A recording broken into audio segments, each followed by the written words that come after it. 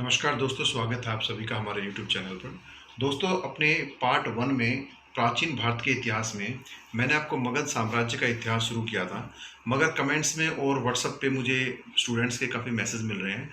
बच्चों को अभी 16 जनपदों के बारे में अच्छे से जानकारी नहीं है, ये क्लियर नहीं है। तो मैं सोचता हूँ कि पहले क्यों ना 16 महाजनपदों का वीडियो आपके सामने अपलोड कर दूँ, ताकि आपको एक बार क्लियर हो कि 16 महाजनपद कौन कौन से थे और इनमें से कुछ महाजनपद जो है महाभारत काल से और रामायण काल से ही इंपॉर्टेंट रहे हैं।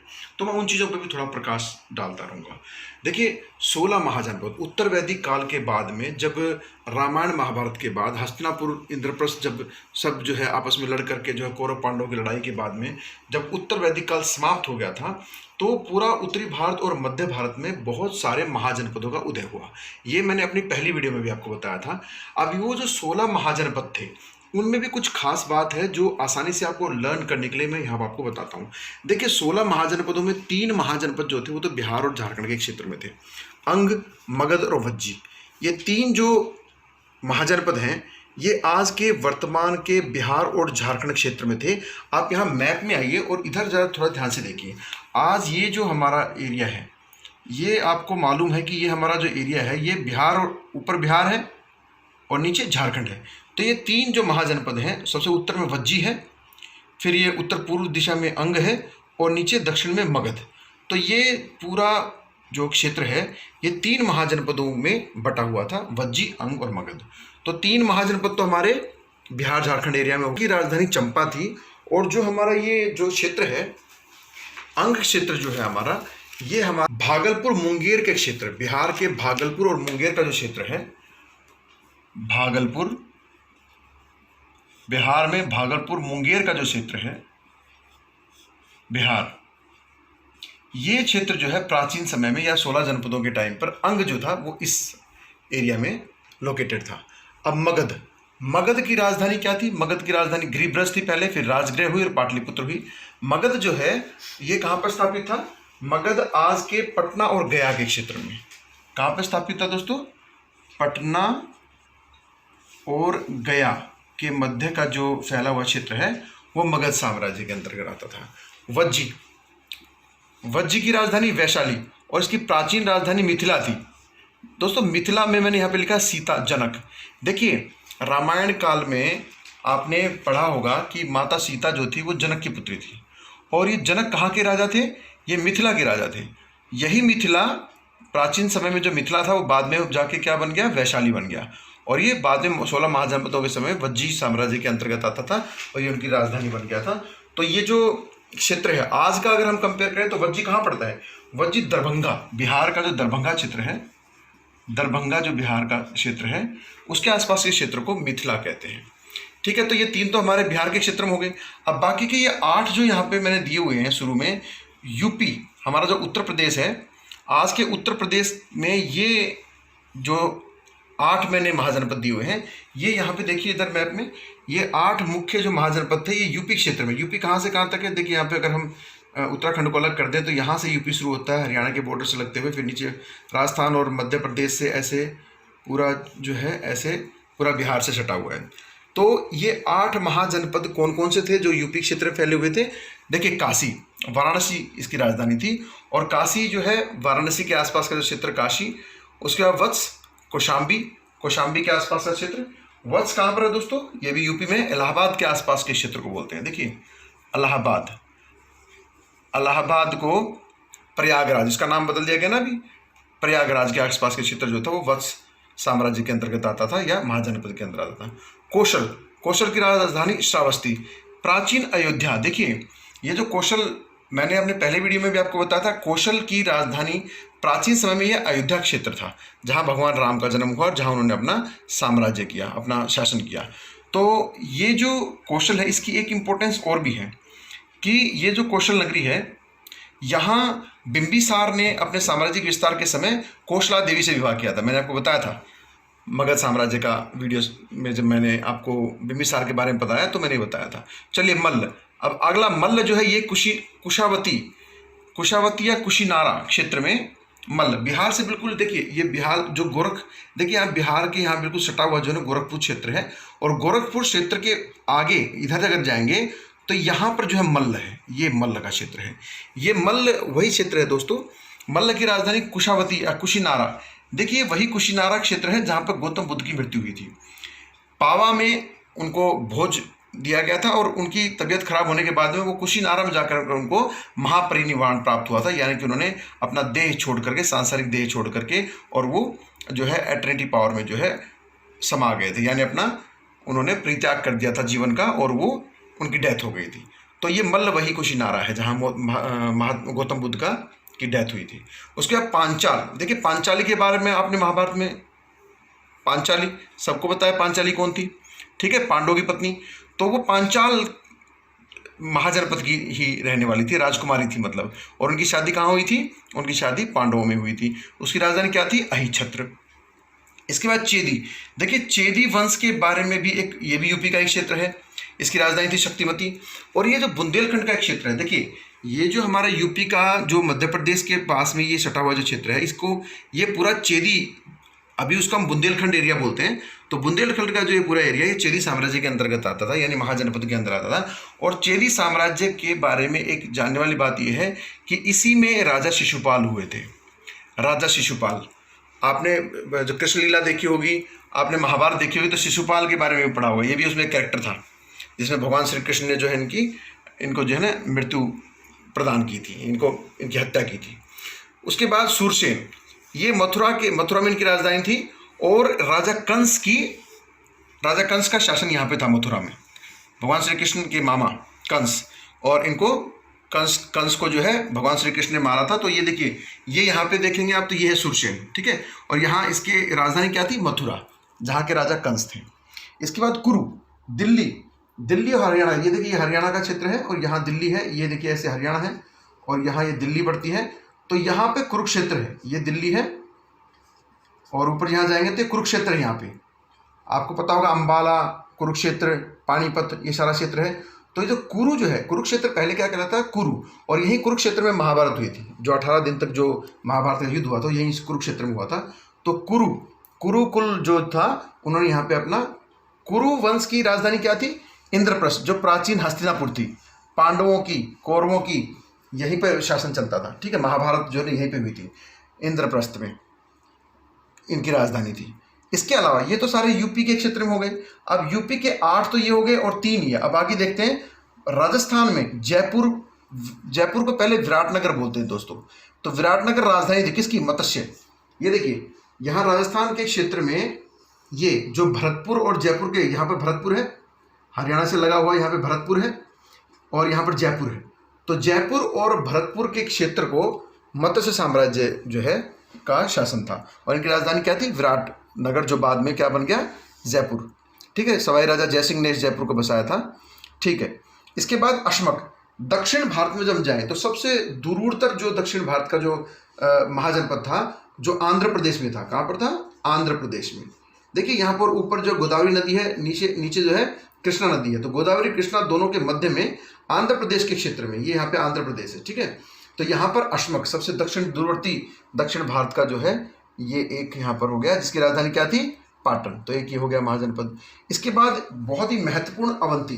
जब मैंने बिंबिसार के बारे में आपको पढ़ा रहा था तो मैंने आपको बताया था दोस्तों कि यहाँ के जो राजा थे प्रद्योत, जिनकी सेवा में राजा बिंबिसार ने अपने राजवैद्य जीवक को भेजा था। तो ये वही अवंती। अवंती के 2 भाग है दोस्तों, उत्तरी अवंती और दक्षिणी अवंती। मैंने पहले बताया था आपको। उत्तरी अवंती की राजधानी थी उज्जैन और दक्षिणी अवंती की राजधानी महिष्मती।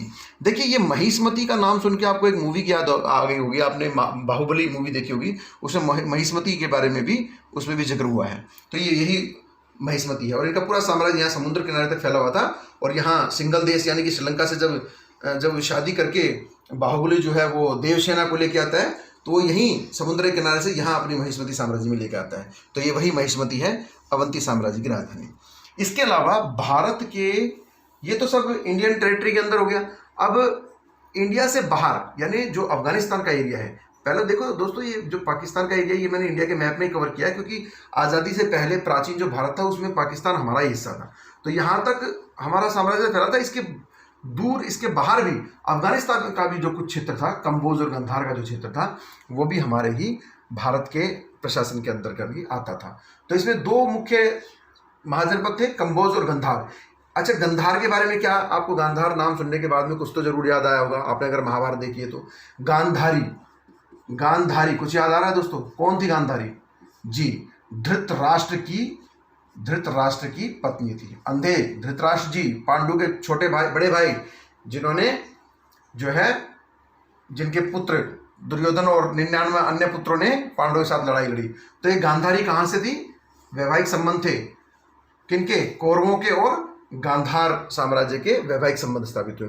तो दोस्तों, इस वीडियो में मैंने क्या कोशिश की है, इस वीडियो में मैंने उन 16 महाजनपदों का नाम आपके सामने क्लियर किया है, और इस मैप के द्वारा मैंने ये कोशिश की है कि एक बार आप इनके लोकेशंस को समझ लें। एक बार फिर से मैं फटाफट जो है इसको रिकॉल कर देता हूँ, रिवाइज कर देता हूँ। तो भारत के जो 16 महाजनपद थे वो थे अंग, मगध, वज्जी, आज के वर्तमान के बिहार झारखंड क्षेत्र वाले। यूपी में थे ये 8, काशी, वत्स, कौशल, मल्ल, पांचाल, चेदी, सुरसेन, कुरु। कुरु देखिए, कुरु हरियाणा और यूपी दोनों में था, तो ये इसी में हमने दोनों इकट्ठा ही कैलकुलेट किया है। इसके अलावा मत्स्य, अस्मक और अवंती। मत्स्य कहाँ था? ये एकमात्र महाजनपद जयपुर में यानी राजस्थान में था, जयपुर के आसपास। एक अकेला अश्मक जो कि साउथ इंडिया में था, सबसे दूरस्थ, गोदावरी को भी क्रॉस करने के बाद में, गोदावरी कृष्णा के बीच में, आंध्र प्रदेश में, वर्तमान के आंध्र प्रदेश में। अवंती मालवा क्षेत्र, मध्य प्रदेश, ये देखिए ये मध्य प्रदेश है, मध्य प्रदेश के महाराष्ट्र और गुजरात और उसकी यहाँ पे मध्य प्रदेश। तो मध्य प्रदेश का ये जो क्षेत्र है मालवा कहलाता है, दक्कन के ऊपर वाला क्षेत्र जो है, जो विंध्याचल पर्वत और सतपुड़ा के जो फॉरेस्ट हैं उनको यहाँ पे दक्षिण पश्चिमी जो हिस्सा है उसको मालवा कहते हैं, और उसी को पहले अवंती कहा जाता था। ठीक है, इसके बाद हमने गांधार और कंबोज के बारे में पढ़ा, गांधारी के बारे में पढ़ा, और कंबोज की राजधानी क्या थी? रामपुर। तो देखिए दोस्तों, ये है हमारे 16 महाजनपद जो कि उत्तर वैदिक काल के बाद है। देखिए मैं बार बार उत्तर वैदिक काल बोल रहा हूँ। उत्तर वैदिक काल है क्या? तो मैं आपको थोड़ा सा एक ये भी बता दूं, थोड़ा इसके कालखंड के बारे में बता दूं कि महाजनपदों का उत्थान जो है, उद्भव जो है, किस टाइम पीरियड में हुआ। देखिए दोस्तों, 1500 ईसा पूर्व यानी 1500 बीसी से 600 बीसी का जो समय है ये वैदिक काल कहलाता है। क्या कहलाता है? वैदिक काल। ये जो कालखंड है ये वैदिक काल कहलाता है। क्यों वैदिक काल कहलाता है? क्योंकि इसमें वेदों का को कंपोज किया गया, वेदों का को लिखा गया या एकत्रित किया गया। हमारे 4 वेद, दोस्तों हमारे वेद कितने हैं? हमारे 4 वेद हैं। देखिए 1500 से लेकर के 1000 ईसा पूर्व तक सबसे पहला जो हमारा वेद लिखा गया था, सबसे प्राचीन हमारा वेद जो है वो है ऋग्वेद। क्या है? ऋग्वेद। मैं इसको थोड़ा सा यहाँ से क्लियर कर देता हूँ ताकि थोड़ा सा हमें स्पेस मिले। ठीक है, तो देखिए 1500 से 1000 तक का जो टाइम पीरियड है जिसमें सिर्फ एक ही हमारा वेद लिखा गया था, ऋग्वेद, जिनको गणेश जी ने लिखा था और वेद व्यास जी ने उसको डिक्टेट किया था। तो ये चूंकि ये जो 500 सालों तक सिर्फ एक ही वेद हमारा जो है ना अवतरित हुआ था, तो इसलिए इस टाइम पीरियड को हम लोग ऋग्वेदिक काल बोलते हैं। क्या बोलते हैं? ऋग्वेदिक काल, ऋग्वेदिक काल। और उसके बाद 1000 से बीसी से 600 बीसी तक का जो टाइम है, यहाँ पर बहुत सारी पुस्तकें, धार्मिक पुस्तकें, बहुत सारे काव्य लिखे गए। दोस्तों देखिए, रामायण महाभारत के लिखने का भी यही काल है, कालखंड है। 1000 से लेके 600 बीसी, ये 600 साल जो हैं इसमें रामायण भी लिखी गई, इसी में महाभारत हुई, इसी कालखंड में। और इसी कालखंड में जो है बाकी के 3 वेद, कौन से वेद हैं? ऋग्वेद के बाद कौन से हैं? सामवेद, यजुर्वेद और अथर्ववेद। अथर्ववेद। तो दोस्तों ये 3 वेद, और इस काल में बहुत सारे पुराण भी लिखे गए, बहुत सारे अर्नेक्स लिखे। अर्नेक्स क्या होते हैं? देखिए बहुत सारे ऋषि मुनि जो हमारे थे, जो जंगलों में रह करके बहुत सारे अपने एक्सपीरियंस से, अपने लाइफ एक्सपीरियंस से, जो भी जंगल में रह करके अपने एक्सपीरियंस से जो भी किताबें लिखते थे वो अर्नेक्स कहलाते थे। तो देखो दोस्तों, टोटल हमारे 4 वेद हैं, टोटल हमारे 4 वेद हैं। एक ऋग्वैदिक काल 1500 से 1000 के बीच में लिखा गया, उसके बाद बाकी 3 जो है 1000 से 600 बीसी के बीच में। 4 हमारे वेद हैं। टोटल पुराण कितने हमारे 18 पुराण हैं दोस्तों। और 18 पुराणों में सबसे प्राचीन पुराण कौन सा है? मत्स्य पुराण। ये भी एक इंपॉर्टेंट क्वेश्चन बनता है, कई बार पूछ लेते हैं कि हमारा सबसे प्राचीन वेद कौन सा है, तो ऋग्वेद है। सबसे आखिरी में वेद कौन सा लिखा गया, तो अथर्ववेद लिखा गया सबसे आखिर में। सबसे नवीनतम अगर बोले तो भी अथर्ववेद होगा क्योंकि सबसे बाद में लिखा गया, और सबसे प्राचीन बोले तो ऋग्वेद होगा। ओके, तो 4 वेदों के अलावा हमारे 18 पुराण हैं। अब क्वेश्चन कई बार यहाँ से ये बनता है कि सबसे प्राचीन पुराण कौन सा है, तो मत्स्य पुराण। तो टोटल 108 उपनिषद हैं। उपनिषदों में एक उपनिषद बहुत ही इंपॉर्टेंट है और वो है मुंडक उपनिषद। उपनिषदों में मुंडक उपनिषद क्यों इंपॉर्टेंट है, क्योंकि देखिए हमारा जो ये स्लोगन है सत्यमेव जयते, सत्यमेव जयते, हमारे करेंसी पे भी ये लिखा होता है ना सत्यमेव जयते। ये सत्यमेव जयते कहाँ से लिया गया है, ये कथन कहाँ से लिया गया है, ये जो कथन है ये मुंडक उपनिषद से लिया गया है, मुंडक उपनिषद से लिया गया है। तो देखो ये क्वेश्चन इंपॉर्टेंट बनते हैं वेद से। तो दोस्तों ये वैदिक काल जो है 1500 से 600 बीसी के बाद में, इसी में रामायण हुई, इसी महाभारत हुई। अब ये रामायण महाभारत सब होने के बाद में ये कालखंड जब खत्म हुआ, वैदिक काल जब खत्म हुआ, तो उसके बाद क्या हुआ, छोटे छोटे छोटे छोटे बहुत सारे जन बने, जन से फिर जनपद बने, और वही जनपद फिर जब बड़े बड़े दोबारा से बड़े बड़े साम्राज्य का रूप उन्होंने धारण करना शुरू कर दिया तो वो महाजनपद हो गए। और फिर उन्हीं में से मगध जैसे मौर्यन साम्राज्य, हरेंग साम्राज्य, नंदा डायनेस्टी, ऐसे जो है ना विशाल साम्राज्य फिर दोबारा से स्थापित होने शुरू हुए। तो इस प्रकार दोस्तों हम 600 बीसी से पहले के काल को वैदिक काल, उसके बाद के काल को उत्तर वैदिक काल में काउंट करते हैं। देखिए मध्यकालीन इतिहास और आधुनिक इतिहास के लिए बहुत सारे रिटर्न एविडेंस हमारे पास अवेलेबल हैं, बहुत सारे मैन्युस्क्रिप्ट्स हैं, इंस्क्रिप्शंस हैं, और बहुत सारे हिस्टोरियंस को उसमें कोई भी प्रॉब्लम नहीं है, बड़ा क्लियर है सब कुछ। लेकिन प्रॉब्लम आती है एंशिएंट हिस्ट्री में, क्योंकि हमारे पास ऑथेंटिक सोर्स अवेलेबल नहीं है। इसके अलावा इतिहासकारों में बहुत सारे उनके कंसेंसस में बहुत सारे जो है डिस्क्रिमिनेशन है, बहुत सारे उनके विचारों में डिफरेंसेस हैं।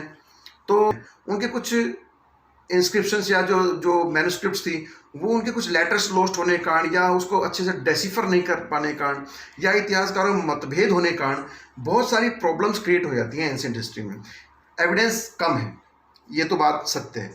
तो दोस्तों प्राचीन इतिहास को क्लियर करना बहुत ज़रूरी है। तो इसलिए मैं हर वीडियो में कोशिश करूंगा कि पहले आपका एंशिएंट हिस्ट्री को क्लियर किया जाए, क्योंकि मेडिवल हिस्ट्री को पढ़ना कोई ज़्यादा मुश्किल नहीं है, वो हम आसानी से कर लेंगे। तो धन्यवाद दोस्तों।